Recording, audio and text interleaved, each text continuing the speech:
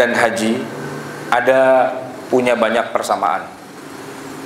Dan boleh dibilang umroh itu adalah haji juga. Cuma perbedaannya adalah bahwa umroh itu hanya sebagian dari haji. Sedangkan haji adalah umroh ditambah dengan berbagai macam aktivitas. Maka haji dan umroh itu satu bangunan, cuma hajinya itu lebih besar. Di dalam haji itu ada umroh.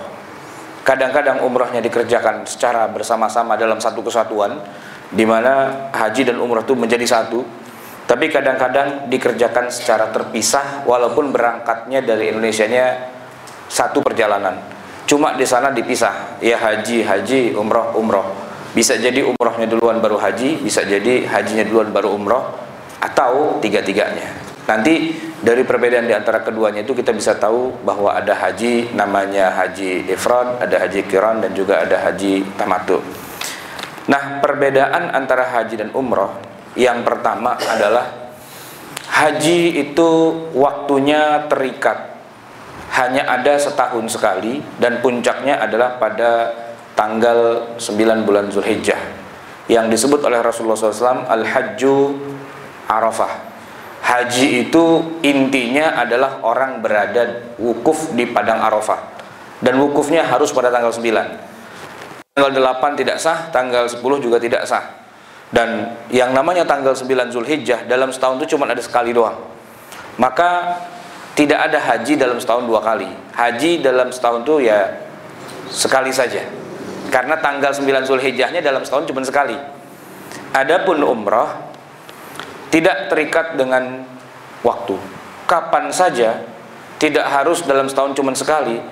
Bahkan umroh ini bisa dikerjakan dalam sehari berkali-kali, karena umroh itu pada prinsipnya hanya mengerjakan dua pekerjaan saja. Dua pekerjaan itu adalah melakukan tawaf dan melakukan sa'i dalam keadaan berihram yang mengambil miqat dari batas-batas yang sudah ditetapkan. Intinya cuman tawaf, muterin Ka'bah 7 kali, dan setelah itu sa'i, berjalan antara Safa dengan Marwah, bolak-balik dengan hitungan 7 kali. Selesai sudah selesai, dia bisa bertahallul. Sehingga praktisnya kalau dalam keadaan yang tidak terlalu ramai, umrah itu bisa dilakukan hanya dalam waktu 2 jam, 3 jam, bahkan kurang dari itu ya. Memutari Ka'bah, kalau posisi antara badan kita dengan Ka'bah cukup jauh, berarti diameternya juga tambah lebar. Tentu waktu yang dibutuhkan lebih lama, dan tenaga yang dibutuhkan lebih banyak, lebih cepat capek, sehingga banyak istirahatnya. Tapi kalau kita bisa melakukan tawaf dengan badan kita menempel pada Ka'bah, ukuran Ka'bah itu nggak gede-gede amat. Ruang dalam majelis taklim kita ini masih lebih gede daripada ruang dalamnya Ka'bah. Ya kan, Pak Latif baru pulang dari sono, ya kan? Cuman tingginya aja kurang, gitu. Nah, dengan ukuran seperti ini, kalau kita puterin nih gedung majelis taklim kita ini 7 kali, berapa waktu yang dibutuhkan? Seandainya tidak ada jamaah yang lain, mungkin nggak sampai setengah jam.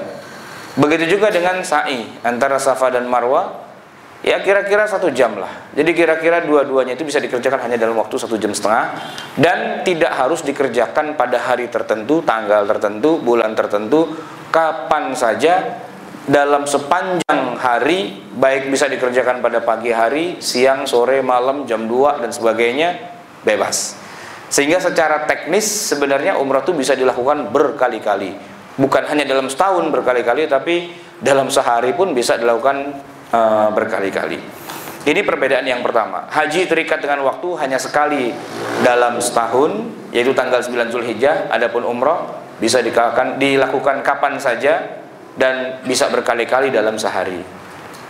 Yang kedua, haji itu bedanya dengan umroh adalah bahwa haji itu harus ada ritual datang ke Arafah, ke Muzdalifah, ke Mina, di mana kita keluar dari kota Mekah selain tawaf dan sa'i.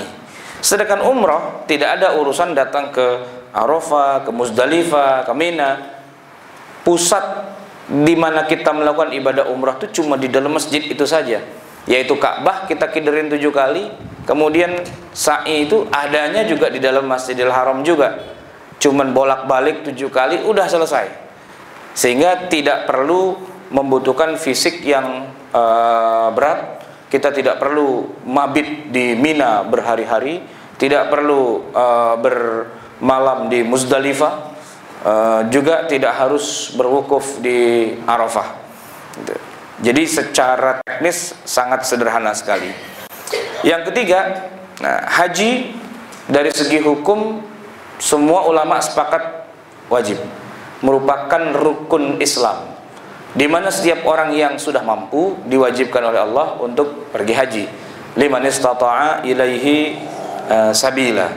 Nah, sedangkan umrah sebagian ulama ya mengatakan hukumnya wajib dan sebagian mengatakan hukumnya sunnah. Menurut mazhab Hanafi, Maliki, ya, hukum dari umroh ini sunnah, tidak wajib. Sehingga orang seumur hidupnya tidak pernah umroh, kagak apa-apa. Tapi kalau dia punya harta, sehat, semua syarat terpenuhi, tapi dia tidak berangkat haji, maka dia dosa. Sedangkan menurut mazhab kita, mazhab Syafi'i dan juga mazhab Hambali, umroh ini hukumnya sama dengan haji, minimal dikerjakan dalam satu kali kita hidup ini di dunia, ya minimal sekali, dan secara teknis orang kalau pergi haji ya otomatis sudah melakukan umroh. Tapi kalau orang melakukan umroh ya belum tentu dia sudah mengerjakan haji. Perbedaan yang keempat, haji itu memakan waktu yang sangat lama, ya sangat lama kalau kita bandingkan dengan umroh. Tadi saya menghitung-hitung umroh itu cuma butuh waktu 2 jam 3 jam, sedangkan haji ya minimal itu 4 hari minimal, karena orang pergi haji itu harus ada di Arafah tanggal 9. Itu rukun haji yang kalau ditinggalkan hajinya tidak sah, bahkan ada hukuman besok tahun depan mesti balik lagi kalau orang sampai di dalam haji itu tidak melakukan wukuf di Arafah. Kemudian tanggal 10, kemudian tanggal 11, lalu tanggal 12, minimal 4 hari dia harus ada di tanah suci minimal. Tapi dalam prakteknya haji itu ya bisa sampai 40 hari, orang kita 40 hari. Bahkan zaman dulu orang haji bisa 6 bulan karena naik kapal laut, ya. Bahkan bisa bertahun-tahun karena sekalian mukim gitu. Perbedaannya lagi nomor 5 antara haji dan umrah, ya haji butuh kekuatan fisik yang lebih karena waktunya lama, kemudian perjalanannya juga jauh, ya, berjalan kaki dan sebagainya. Sedangkan di dalam ibadah umrah ya perjalanannya nggak jauh-jauh. Total kalau kita mengerjakan umrah itu jarak yang kita tempuh paling hanya sekitar, paling banyak itu sekitar 5 kilo sampai 10 km jalannya. Tapi kalau haji, wah itu bisa berpuluh-puluh kilometer. Itu perbedaan yang utama antara haji dan umrah. Nah, hadirin sekalian yang dimuliakan Allah, umrah itu sendiri punya ketentuan, punya syarat, dan juga punya apa yang disebut dengan sunnah-sunnahnya ketika kita melaksanakan ibadah umrah. Tapi sebelum kita masuk kepada ketentuan itu, kita melihat dulu ke belakang, yaitu apa yang dilakukan oleh Rasulullah SAW dengan ibadah umrah ini. Dalam sirah nabawiyah, Nabi SAW itu tercatat pernah melaksanakan umrah itu 4 kali dalam hidupnya. Dan umrah yang keempat atau yang terakhir itu dikerjakan bersamaan juga dengan beliau pergi haji. Jadi 3 kali beliau datang ke Mekah untuk umrah saja. Lalu yang keempatnya beliau datang ke Mekah untuk umrah sekaligus juga untuk mengerjakan ibadah haji. Ini sebagai latar belakang, ya. Dasar kenapa kita nanti bisa menyebutkan umrah itu begini, begitu dan sebagainya, berangkat dari Rasulullah SAW.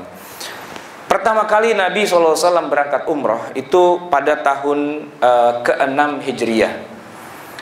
Pada tahun ke-6 Hijriah ini Allah sudah menurunkan ayat yang memerintahkan Nabi untuk mengerjakan haji sekaligus juga umrah.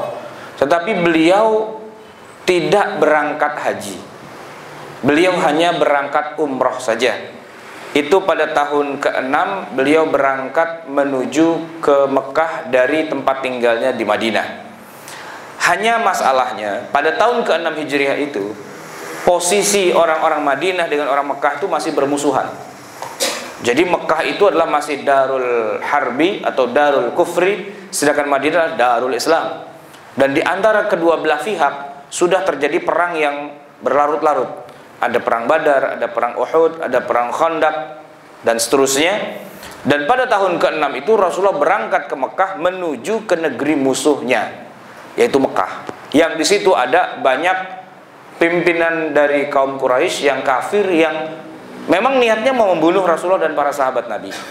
Sehingga ketika Rasulullah dengan rombongan diperkirakan antara 1.400 sampai 1.500 orang berangkat umroh dari Madinah, mereka sudah berpakaian ihram di Bi'ru Ali dan berjalan kaki, kira-kira membutuhkan waktu sekitar 7 hari dari Mekah menuju Madinah, yang kalau kita ukur jaraknya kira-kira 450 km.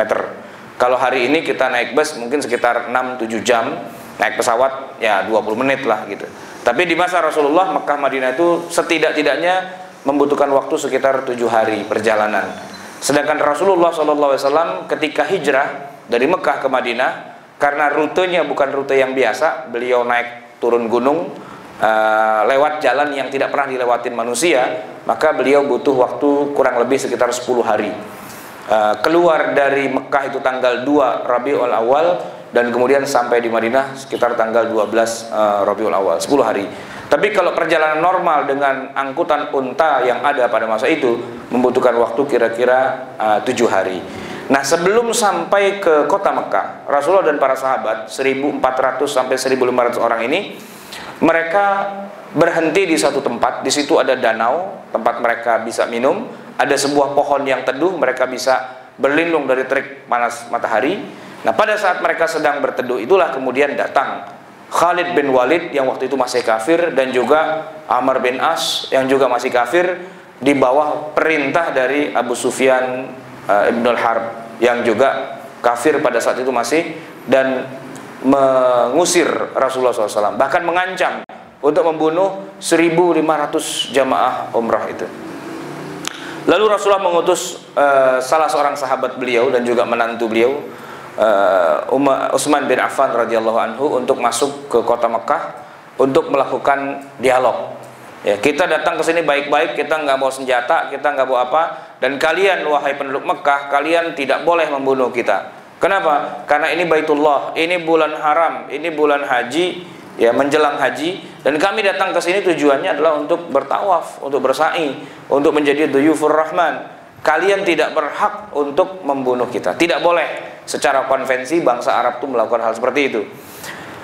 Tetapi semua itu dilanggar. Dilanggar sampai Rasulullah itu kemudian dan para sahabatnya ketakutan karena mereka dikepung di tempat peristirahatan yang disebut dengan Al-Hudaybiyah. Itu menjadi salah satu tempat untuk nanti mengambil miqat. Disitulah Rasulullah dikepung oleh orang-orang kafir Quraisy sampai hampir mau dibunuh. Bahkan tersebar kabar bahwa Utsman yang sedang berdiplomasi ke kota Mekah itu katanya beredar isu juga sudah dipenggal kepalanya. Nah, saat itulah kemudian Rasulullah meminta para sahabatnya untuk bersumpah setia, yang dikenal di dalam sejarah Islam disebut dengan Bai'atur Ridwan. Di dalam ayat disebutkan laqad radhiyallahu 'anil mu'minina idz yubay'unaka tahta asy-syajarah. Berbaiat itu di bawah sebuah pohon, ya. Sehingga akhirnya kemudian Rasulullah tidak jadi pergi umrah, gagal umrahnya. Padahal Hudaybiyah itu sudah sangat dekat sekali, ya. Kalau jarak antara Hudaybiyah dengan Mekah itu berapa kilo ya kira-kira? Jaraknya kira-kira sekitar 25 kilo lah, hampir masuk ke dalam Mekah sebenarnya. Tapi gagal, nggak bisa jadi berangkat umrah, dan kemudian Nabi pulang lagi. Maka umrah yang pertama itu walaupun judulnya umrah, tetapi nggak jadi, ya, tidak terlaksana. Pulang lagi ke Madinah. Nah, sebelum pulang sempat terjadi perjanjian yang disebut dengan istilah perjanjian Hudaybiyah. Rasulullah mengikat perjanjian dengan Suhail ibn Amr. Nah, di situ terjadi perjanjian Hudaybiyah. Lalu di antara isi perjanjian Hudaybiyah adalah bahwa untuk tahun ini Nabi tidak boleh berangkat umroh, ya, pulang lagi ke Madinah, tapi tahun besok, tahun depan boleh untuk umroh ke Mekah, tapi dengan syarat waktunya hanya 3 hari. Wasuyufu fi aghmadiha, dan pedang tidak boleh dibawa, harus disarungkan dan ditinggal. Maka umroh Nabi yang kedua adalah pada tahun berikutnya. Kalau tadi tahun ke-6 setelah hijrah, nah pada tahun ke-7 Rasulullah balik lagi melaksanakan umroh yang ini kali yang kedua, dan alhamdulillah berhasil. Tapi hanya 3 hari doang di Mekah, balik lagi setelah umroh. Disebut dengan istilah umratul qadha, umrah untuk mengqadha umroh yang gagal tahun kemarin. Inilah umroh yang pertama sebenarnya, tapi perjalanan umroh yang kedua gitu. Berikutnya Nabi melakukan umroh lagi ketika terjadi Fathu Makkah. Fathu Makkah ini terjadi pada tahun ke-8 Hijriah. Jadi 3 tahun berturut-turut. Tahun ke-6 berangkat umroh tapi gagal. Tahun ke-7 berangkat umroh cuma 3 hari tapi berhasil. Nah, tahun ke-8 Fathu Makkah. Rasulullah membawa rombongan 10.000 pasukan, mengepung kota Mekah dan membuat kota Mekah bertekuk lutut. Idhabu fa innakum tulaqa, kata Rasulullah. Bebas kalian. Ya, Nabi tidak membunuh orang-orang Mekah. Setelah itu dihancurkanlah berhala dan sebagainya. Dan Nabi datang ke Mekah itu dalam keadaan berihram dan melakukan tawaf serta sa'i. Para ulama, para mu'arrikhun mengatakan bahwa itulah umrah Nabi yang ketiga. Ya, walaupun yang pertama tadi dianggap gagal, tapi itulah yang ketiga kalinya pada tahun ke-8 Hijriah. Kemudian umrah Nabi yang keempat itu terjadi pada tahun ke-10 Hijriah, ketika Rasulullah SAW melaksanakan haji wada, Hajjatul Wada, ya, haji perpisahan. Kenapa dikatakan haji perpisahan? Ini bukan berarti karena sebelumnya ada haji-haji yang lain, tidak. Ini haji yang pertama sekaligus juga yang terakhir. Tapi dikatakan sebagai haji perpisahan karena itulah momen di mana Rasulullah SAW seolah-olah melaksanakan ritual perpisahan dengan seluruh sahabatnya, dan momen di mana Rasulullah bertemu dengan hampir seluruh sahabatnya, hampir seluruhnya, ya, walaupun enggak seluruhnya juga, itu ya pada waktu haji wada itu, di mana beliau berkhutbah dan khutbahnya menjadi abadi di hadapan tidak kurang dari 124.000 sahabat. Jumlahnya sampai 124.000 orang yang ikut haji pada saat itu. Nah, sebagian ulama mengatakan bahwa Rasulullah saat itu bukan hanya sekedar mengerjakan haji, tapi juga sekaligus mengerjakan umroh. Cuma mereka berbeda pendapat, apakah umroh dulu baru haji, apakah haji dulu baru umroh, ataukah haji dan umroh jadikan satu. Sampai sekarang nggak ketemu jawaban yang paling benar. Semuanya benar, asumsinya begitu. Jadi ada yang mengatakan Nabi itu hajinya haji tamattu, ada yang mengatakan hajinya haji qiran, bahkan ada juga yang mengatakan hajinya haji ifrad gitu. Maka tiga-tiganya itu kalau ditanya mana yang paling benar, tiga-tiganya benar, tiga-tiganya dikerjakan sama Nabi menurut tafsir para ulama, versinya masing-masing gitu. Itu kisah bagaimana Rasulullah SAW melaksanakan umrah beberapa kali di dalam hidupnya. Nah, kita masuk kepada rukun dari umrah itu. Melakukan umrah intinya adalah kita datang ke Ka'bah, tawaf dan sa'i. Hanya bedanya dengan orang yang sekedar datang ke kota Mekah dengan kita yang datang menuju ke Ka'bah untuk umrah itu adalah ketika kita hampir mendekati daerah tanah haram itu, kita diwajibkan berihram. Dan berihram itu adalah rukun yang pertama dalam ibadah haji atau juga dalam ibadah umrah. Nah, berihram itu ngapain? Sesuai dengan istilahnya dari kata haram, ya. Haram itu artinya adalah tidak boleh. Maka berihram itu adalah memulai aktivitas yang diharamkan kita di dalamnya, melakukan tindakan-tindakan tertentu. Tindakan-tindakan tertentu itu kira-kira kalau kayak kita puasa, begitu masuk waktu subuh, kita sudah masuk kepada hal-hal yang diharamkan. Nggak boleh makan, nggak boleh minum, nggak boleh hubungan suami istri, dan seterusnya dan seterusnya. Itu ketika kita masuk waktu subuh. Nah, ketika kita masuk ke wilayah haram, begitu melewati perbatasan, saat itulah kita diharamkan mengerjakan sesuatu di mana ketentuan-ketentuannya adalah antara laki-laki dan perempuan dibedakan, dan juga antara yang sebelum kita lakukan dengan yang sesudahnya itu juga dibedakan. Nah, larangan ihram itu kan artinya kita masuk pada satu keadaan di mana kita dilarang oleh Allah mengerjakan ini, itu, ini, itu. Nah, ini, itunya itu apa? Ada larangan yang khusus buat laki-laki saja, tapi perempuan tidak dilarang. Ada juga larangan yang khusus buat perempuan saja, tapi laki-laki tidak dilarang. Dan ada larangan yang berlaku untuk kedua belah pihak. Nah, apa saja yang termasuk dilarang untuk kedua belah pihak, atau yang laki saja, atau yang perempuan saja? Rinciannya begini. Untuk laki-laki dan perempuan, ya, berlaku dua-duanya. Yang pertama, ketika orang masuk kepada kondisi ihram itu, dia diharamkan untuk memotong rambutnya. Wala tahliqu ru'usakum hatta yablughal hadyu mahillah. Itu tidak boleh. Memotong, mencukur, apalagi bikin plontos dan sebagainya. Dan para ulama sepakat bahwa yang dimaksud dengan rambut di sini bukan hanya berhenti pada rambut yang ada di kepala, tapi rambut yang tumbuh di seluruh badan kita. Ya, kalau memang itu sengaja. Tapi kalau nggak sengaja, emang dasar rambutnya rontok, ya kan? Maka itu tidak menjadi masalah. Emang ada orang yang kadang-kadang rambutnya rontok sendiri, ya nggak sengaja dia, nggak melakukannya, tapi rontok dengan sendirinya, maka tidak mengapa. Nah, orang yang melanggar larangan ini, maka dia terkena hukuman. Hukumannya adalah mengerjakan puasa 3 hari, atau bersedekah 3 sok makanan untuk orang miskin, di mana setiap satu orang miskin mendapatkan setengah sok dari kurma atau gandum, atau menyembelih seekor kambing yang disebut dengan istilah bayar dam. Rambut. Yang kedua yang haram adalah memotong kuku. Kita tidak boleh memotong kuku atau mencabutnya, karena memang dikiaskan hukumnya dari tidak boleh memotong rambut. Rambut tidak boleh, bulu juga tidak boleh, termasuk juga kuku. Yang ketiga yang diharamkan berlaku buat laki-laki dan perempuan adalah memakai wangi-wangian ketika sudah mulai ihram. Kalau sebelumnya kita malah disunnahkan pakai wangi-wangian.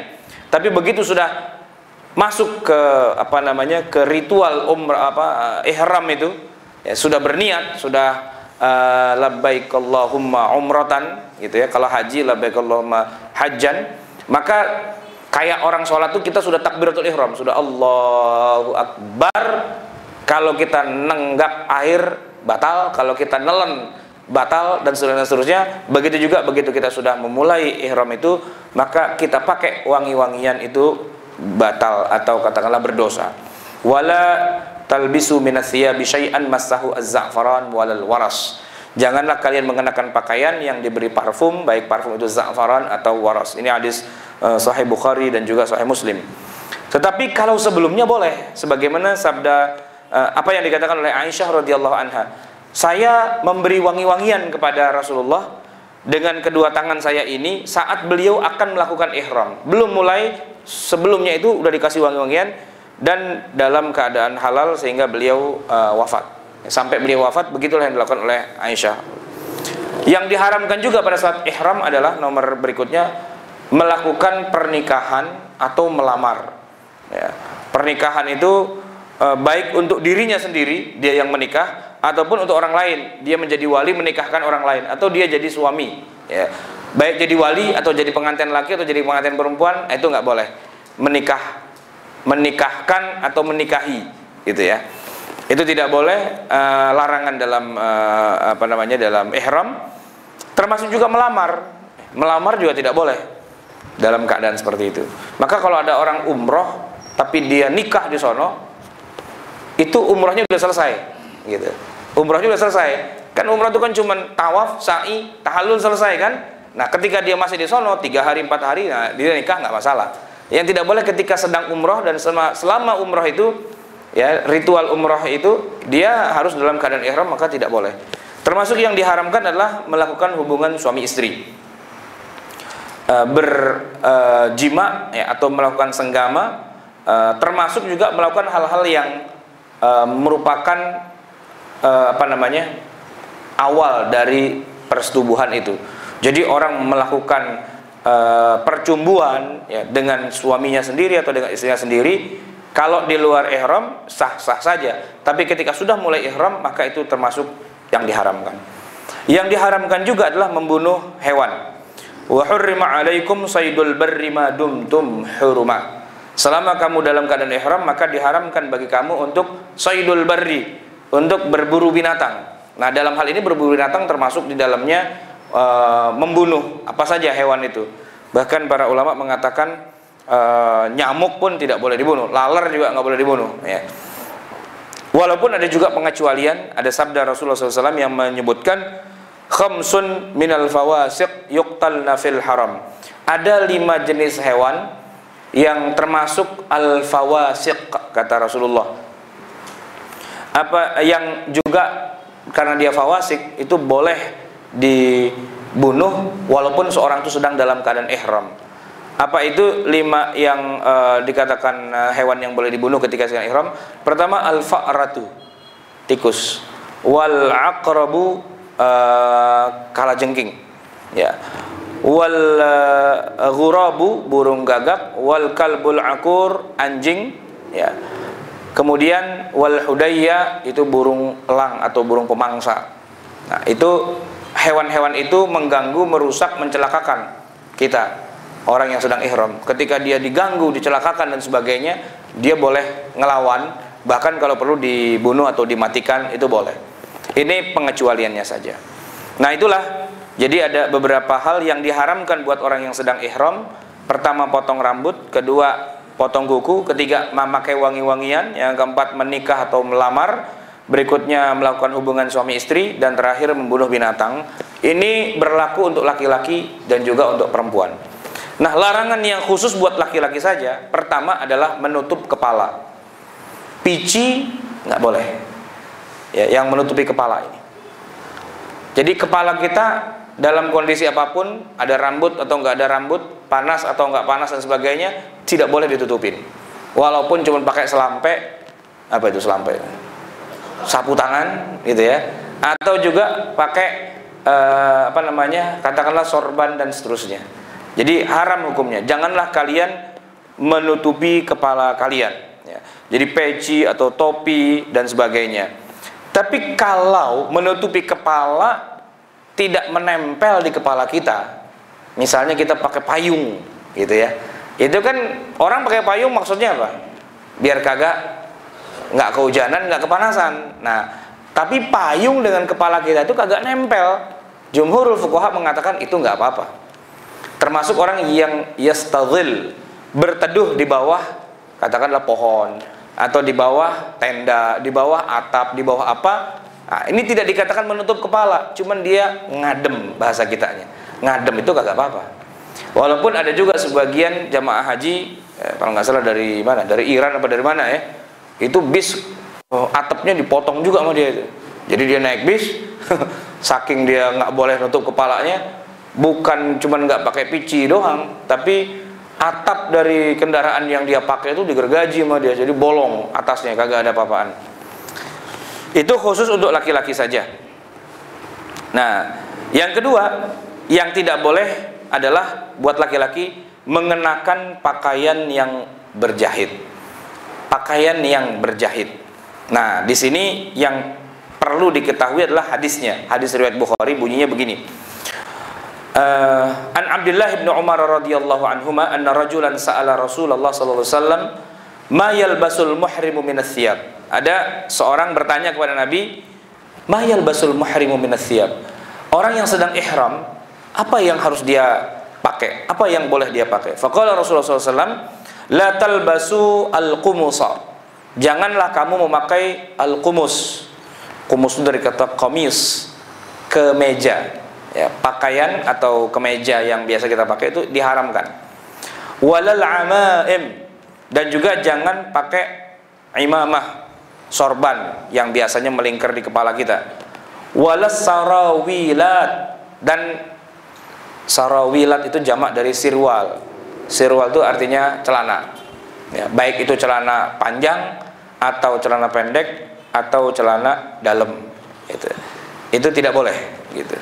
Walal baranis, ya, juga mantel, ya, jubah atau mantel yang biasa kita pakai. Orang-orang Saudi Arabia biasa dia pakai baju gamis, pakai pakai sorban yang kita lihat itu warnanya merah putih gitu. Kadang-kadang dia pakai baronis, semacam kayak mantel, jubah gitu. Walal khifafa, ya, dari kata khuf, sepatu, tidak boleh. Jadi Rasulullah menyebutkan al-qumus, kemeja, al-amaim, sorban, as-sarawilat, celana, wa al-baranis, mantel, al-khifaf, sepatu. Illa ahadun la yajidu an-na'laini fayalbas al-khuffaini wal yaqta'huma asfala minal ka'baini. Nah, khusus buat yang sepatu, apabila ada orang tidak punya sepatu, tidak punya na'al, sendal, dia punya cuma sepatu doang gitu. Dia boleh pakai sepatunya, tapi dengan syarat harus dipotong sepatunya itu sampai di bawah mata kaki. Ya, asfala minal ka'baini, dipotong di bawah kedua mata kakinya. Jadi khuf itu aslinya di masa Rasulullah itu adalah sepatu model laras tinggi, ya, apa bot atau apalah, pokoknya yang nutup sampai kaki, itu dikatakan sebagai khuf. Tapi kalau di bawah mata kaki, itu biasanya nggak disebut dengan istilah khuf. Jadi boleh, ya, kalau orang tidak punya sendal, dia boleh pakai sepatu tapi dipotong atau digunting. Nah, sedangkan yang bukan pakaian tapi menempel di tubuh kita, jam tangan, arloji, cincin, kemudian kacamata dan sebagainya, itu tidak dikatakan sebagai sesuatu yang dipakai gitu. Nah, para ulama kemudian, jadi sebenarnya tidak ada istilah menjahit, itu nggak ada gitu. Cuman diambil kesimpulannya, ya ini semua ada jahitannya semua gitu. Nah, yang dimaksud dengan menjahit oleh para ulama dikatakan bahwa menjahit itu maksudnya adalah kain dipotong-potong, ya, dipotong-potong sesuai dengan polanya. Pola dari, katakanlah kalau kita mau bikin baju kan berarti kain yang lebar itu kita potong-potong sesuai dengan polanya, lalu disambung gitu. Nah, yang lazim di masa lalu bahkan sampai sekarang juga, nyambung itu ya dengan benang, maka itulah dijahit. Yang dikatakan tidak boleh dijahit itu adalah menyambung dua khirqah, dua khirqah itu apa bahasa kitanya? Dua helai, dua helai atau lebih dari potongan-potongan kain disambung sedemikian rupa, maka itu tidak boleh, gitu, tidak boleh. Jadi bukan masalah jahitnya, tapi nyambungnya itu. Nah, kalau dijahit tapi nggak menyambung yang lain, kain kan pinggirannya habis digunting brodol. Brodol itu bahasa Indonesianya apa? Prusmus. Nah, saya taunya brodol doang tuh, nggak tahu kalau bahasa Indonesianya yang benar tuh apa. Nggak ada kali bahasa Indonesianya.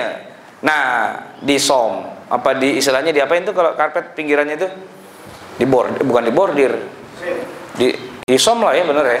Disom. Nah, ngasom itu kan sebenarnya pakai benang juga, tapi tidak disebut dengan istilah dijahit gitu. Jadi misalnya ini kan baju saya nih, ini kan dilipat nih, ya, ujungnya nggak langsung begitu, dilekuk ke dalam terus kemudian dijahit. Nah, apakah yang seperti ini tidak boleh? Jawabnya boleh. Kenapa? Karena bukan menyambung dua helai kain, tapi itu juga. Nah, itu dibolehkan. Sehingga orang ketika memakai kain ihram itu, ya, boleh aja ujungnya dengan ujungnya ditautkan lalu dikasih peniti, cek gitu. Nah, itu menyambung, tapi nggak menyambung dua kain yang berbeda. Kalau atas sama bawah dikasih peniti semua, ya kan, dia pakai bawah sebagai izar, sebagai sarung, terus dia pakai atas sebagai rida, sebagai selendang, ya kan, kemudian dia sambungin pakai staples, ceklek gitu. Nah, itu termasuk yang tidak boleh gitu, karena menyambung dua kain. Nah, gitu. Adapun gesper, ujungnya mesti dibuka dan sebagainya, itu istihad lah gitu. Apa namanya? Kopel, ya. Pak Haji itu kan pakai kopel tuh yang warna hijau, sini ada kantongnya, ada duit recehnya dan sebagainya. Nah itu istihadnya lah gitu. Tapi intinya adalah tidak boleh memakai pakaian yang disambung dari berbagai helai kain itu. Ini hanya berlaku untuk laki-laki dan perempuan tidak. Jadi kalau perempuan pakai semua, ya pakai baju biasa, nggak ada masalah. Yang diharamkan kalau buat perempuan itu adalah menutup wajah. Nah, ini khusus buat perempuan. Jadi kalau ada orang kita lihat dia sehari-hari dia pakai cadar, dia tutup wajahnya, gitu ya, dengan alasan wajah itu aurat katanya gitu. Maka ketika dia ihram justru mukanya mesti dibuka. Kalau dia tutup juga kagak sah, pelanggaran, bayar dam, gitu. Nah ini membuktikan bahwa sebenarnya pendapat yang mengatakan bahwa wajah seorang wanita aurat itu keliru. Jumhurul fuqaha sepakat bahwa aurat wanita itu seluruh tubuhnya kecuali wajah dan kedua tangan. Buktinya apa? Buktinya ketika ihram justru wajib dibuka. Kalau dia pakai penutup wajahnya batal, haram, nggak sah gitu. Maka kalau pengen tahu wajahnya perempuan-perempuan Saudi, ya lihat aja waktu lagi ihram gitu. Iya kan? Belagu banget pakai ditutup segala, mending cakep gitu ya. Gitu. Itu enggak ada memang 1-2 ulama yang mengatakan itu hukumnya adalah aurat juga harus ditutup dan sebagainya, tapi itu ghairu rajih, enggak rajih, itu pendapat yang marjuh. Jumhurul fuqaha sepakat mengatakan wajah itu adalah bukan aurat bagi wanita, sehingga boleh terlihat karena para wanita sahabiyah di masa Rasulullah juga dikenal wajahnya, sehingga para sahabat tuh bisa mengatakan an Aisyah radhiyallahu anha, an Ummi Salamah radhiyallahu anha, an Hafsah, an semua yang wanita itu para perawi hadis. Dari mana mereka bisa tahu ini Aisyah, ini Hafsah, ini Ummu Salamah, ini siapa? Kalau nggak lihat wajahnya, ya kan? Kan nggak dikasih tulisan nama di sini, Aisyah, istri Nabi yang ketiga, nggak begitu, ya kan? Para sahabat tuh bisa meriwayatkan hadis dari Aisyah karena mereka lihat itu Aisyah, gitu. Wajahnya kelihatan. Maka ketika ada orang mengatakan bahwa wajah itu harus ditutup, dia harus berhadapan dulu dengan dalil-dalil yang qat'i, yang kuat, yang apa namanya belum bisa dikalahkan, yaitu para wanita sahabiyah itu terlihat wajah mereka oleh laki-laki. Nah itu yang diharamkan adalah wanita itu pakai cadar, itu haram hukumnya. Dan yang kedua buat wanita khusus pakai sarung tangan. Gitu. Kalau dibilang seluruh tubuh wanita itu adalah aurat, justru ketika haji atau ketika ihram itu harus dibuka tangannya, harus kelihatan. Kalau dia tutup di balik bajunya gini, pelanggaran, gitu. Maka wajah dan kedua telapak tangan itu bukan aurat bagi wanita. Buktinya dalam ihram wajib dibuka, tidak boleh ditutup, gitu. Nah itu apa namanya hal-hal yang dilarang ketika seorang melaksanakan ihram. Adapun yang disunnahkan ada banyak, misalnya mandi sebelum ihram itu hukumnya sunnah, ya. Kagak mandi juga kagak apa-apa, tapi kalau bisa mandi dulu ya itu lebih bagus. Yang kedua pakai parfum sebelum ihram, itu disunnahkan. Yang ketiga sholat 2 rakaat sebelum ihram, itu bukan wajib, itu sunnah. Nanti Pak Mursali kalau ngambil mikot misalnya di Tanim atau di Ja'ranah atau di Hudaybiyah gitu ya, atau mungkin ke Madinah dulu apa ke Madinah dulu kan, naik Saudi ya misalnya, turun di Madinah, dari Madinah ke Mekah itu ambil mikotnya di mana? Di Bir Ali. Nah, di Bir Ali itu disunnahkan apa namanya sholat sunnah 2 rakaat. Dan juga disunnahkan bertalbiyah. Talbiyah itu artinya mengucapkan lafaz labbaik Allahumma labbaik dan seterusnya. Nah itu sunnah-sunnahnya dalam berihram. Udah, itu rukun yang pertama dalam tawaf, dalam umrah. Adapun yang rukun yang kedua adalah melakukan tawaf, yang ketiga melakukan sa'i, yang keempat kemudian melakukan apa yang disebut dengan istilahnya at-tahallul, ya. Tahallul itu menghalalkan kembali. Kalau tadi ihram itu mengharamkan, at-tahallul itu kemudian menghalalkan dengan melakukan al-halaq, gundul pelontos abis, atau dengan yang cara kedua, yaitu dengan cara taksir, mengurangi sebagian saja. Dua-duanya dibenarkan karena disebutkan di dalam Al-Quran ketika Rasulullah SAW bermimpi datang pergi haji atau umrah, muhalliqina ru'usahum wa muqassirin, ya.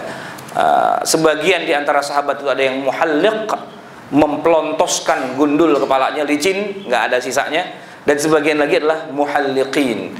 Bahwa nanti afdalnya yang mana dan sebagainya nanti para ulama berdebatlah di situ. Tapi intinya seperti itu. Nah, tawaf intinya adalah bagaimana seorang mengelilingi Ka'bah 7 kali putaran, dimulai dari sudut di mana di situ ada Hajar Aswadnya. Rukunnya cuma itu saja. Memulai dari tempat di mana di situ ada Hajar Aswad. Nah, disitulah dia mulai berputar mengelilingi Ka'bah dengan posisi bagian kiri dari tubuhnya itulah yang menghadap ke Ka'bah. Jadi kalau kita lihat dari atas gitu ya, arah putarannya itu bukan arah putaran jarum jam, tapi lawannya, ya, kebalikan dari arah jarum jam gitu. Nah, ini yang diajarkan oleh Rasulullah yang ketika beliau melakukan haji, beliau mengatakan khudhu anni manasikakum, itu. Sebab aslinya sebelum Nabi melaksanakan ibadah haji atau umrah itu, orang-orang Arab jahiliyah itu juga sudah melakukan haji dan melakukan tawaf juga di Ka'bah juga, cuman arah putarannya kebalik gitu, begini ya, searah dengan jarum jam. Selain itu mereka melakukannya pada malam hari dengan telanjang bulat, kagak pakai selembar benang pun gitu, sambil bertepuk-tepuk dan bersiul-siul. Itu cara tawaf jahiliyah. Nah, ketika Rasulullah melakukan haji atau umrah, beliau katakan khudhu anni manasikakum, ambil dariku manasik haji kalian, ikuti aku. Arahnya dibalik gitu oleh Rasulullah SAW, dan juga wajib menutup aurat dan sebagainya, sebagaimana yang kalau kita mau melakukan sholat. Jadi syarat dan ketentuannya itu sama dengan orang melakukan sholat, di mana orang kalau tawaf itu wajib berwudu, suci dari hadas kecil, hadas besar, dan segala yang membatalkan wudu otomatis membatalkan juga tawaf itu sendiri. Cuma bedanya kalau orang lagi sholat batal kentut, maka dia harus mengulangi lagi dari rakaat pertama. Sedangkan kalau orang tawaf, kalau dia batal kentut, nyenggol laki-laki dan perempuan, karena dia bermadzhab Syafi'i dan kamu pindah mazhab yang lain, maka dia batal gitu. Kalau dia batal, maka dia harus berwudu lagi gitu. Tapi untuk berikutnya dia tidak perlu mengulangi lagi dari awal. Cukup di mana dia batal, tandain tadi gua batal di sini nih, pakai kapur dicoret. Nah, ini di sini gitu. Gitu balik lagi udah hilang mana dia. Diperkirakan aja ya, posisinya di sini gitu. Kalau dia mau wudu, ya dia mau keluar silahkan. Tapi kalau mau pakai botol kuah gitu ya, bisa juga di situ. Jadi nggak usah keluar-keluar. Kita bisa wudu di situ, pakai air zam-zam dan sebagainya bisa. Balik lagi ke tempat di mana tadi batal, kemudian tinggal terusin aja putarannya sampai 7 kali gitu. Syaratnya sama dengan syarat dari sholat itu sendiri, yaitu harus suci dari hadas, baik hadas kecil atau hadas besar, dan terhindar dari hal-hal yang membatalkannya. Putarannya 1 kali putaran dari pojok yang ada Hajar Aswad, muter sekali sampai Hajar Aswad lagi itu dihitung 1, muter lagi sampai Hajar Aswad 2, 3, 4, 5, 6, selesai. Itu tawaf. Nah, sunnah-sunnahnya nanti banyak ya, ada kita mengusap Hajar Aswad, kemudian sholat 2 rakaat di depan makam Ibrahim, di Hijr Ismail, bahkan berdoa di Multazam. Ya, Multazam itulah antara Hajar Aswad dengan pintu Ka'bah. Cuman agak susah biasanya karena udah banyak yang doa di situ. Walaupun belum tentu dikabulkan juga ya. Ya karena doanya sambil nendangin orang, nyikutin orang, gebukin, diinjak-injak dan sebagainya untuk mendapatkan tempat yang bagus di Multazam sambil nginjak kepala orang ya. Nggak diterima juga lah doanya itu kan, sambil doa sambil nginjak kepala orang. Nah, juga wajib menutup aurat, juga mengelilingi Ka'bah 7 kali putaran ya. Dan sunnahnya ya, ada di antara tawaf itu sunnahnya adalah al-ittiba'. Ittiba' itu memakai baju ihram itu ya, tidak ditutup semua pundaknya. Pundaknya yang sebelah kanan dikasih lihat, sebelah kiri ditutup, yang sebelah kanan dikasih lihat. Itu istilahnya al-ittiba'. pakai dod, pakai to, al-idtiba gitu ya. Itu istilahnya begitu. Nah, sedangkan izarnya atau sarungnya yang satu lagi dipakai sebagai sarung, nah yang satu lagi diselempangin begitu. Gambarnya kayak gini nih. Nggak kelihatan kali ya. Ini sunnah saja.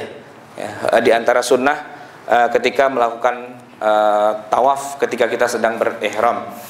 Kemudian ada disunnahkan juga berlari kecil, ar-ramlu, ya, pada 3 putaran pertama paling tidak. Kemudian juga menghadap ke Hajar Aswad ketika memulai, minimal menghadap, syukur-syukur bisa mencium, kalau enggak ya melambai atau mengusap gitu ya.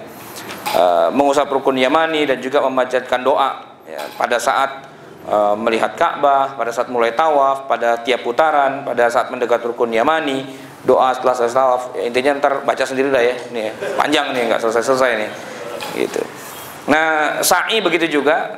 Sa'i itu adalah bagian dari rukun dalam sebuah umroh, di mana orang yang sa'i itu intinya adalah ya jalan kaki lah, jalan kaki, dan disunnahkan nanti ar-ramlu berlari-lari kecil pada bagian tertentu.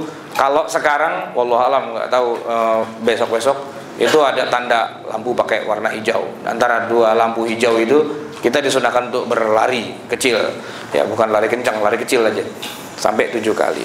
Itulah barangkali yang terkait dengan ibadah umrah. Semoga kita semua bisa dipanggil oleh Rasulullah SAW dan juga oleh Allah Subhanahu Wa Taala bisa berziarah ke Masjid Nabawi, ke Masjidil Haram untuk melaksanakan ibadah haji dan juga umrah. Ya, walaupun kewajibannya cuma sekali saja. Setelah itu yang penting bayar zakat, jangan lupa. Wabillahi taufiq wal hidayah wal afu minkum. Wassalamualaikum warahmatullahi wabarakatuh.